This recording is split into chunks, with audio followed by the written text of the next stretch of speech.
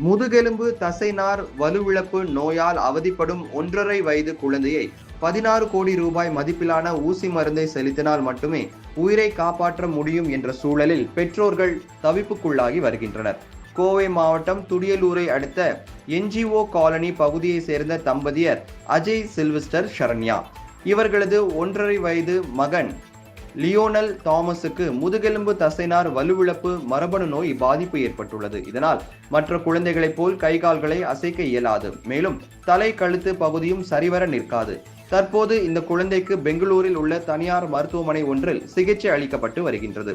இந்த நோயை குணப்படுத்த 16 கோடி ரூபாய் மதிப்பிலான மருந்தினை ஊசியின் மூலம் செலுத்த வேண்டும் என்று மருத்துவர்கள் தெரிவித்திருப்பதாக கூறப்படுகின்றது.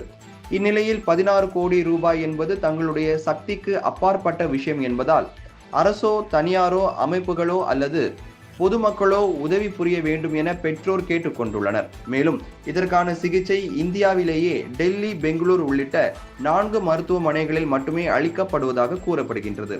விரைவில் அந்த ஊசியை செலுத்தாவிட்டால் குழந்தையின் உயிருக்கு ஆபத்து ஏற்படும் என மருத்துவர்கள் தெரிவித்துள்ளதாகவும், தற்போது கிரவுட் ஃபண்டிங் சமூக வலைதளங்கள் மூலம் உதவி கோரி பணத்தை ஈட்டி வருவதாகவும் பெற்றோர் தெரிவித்துள்ளனர்.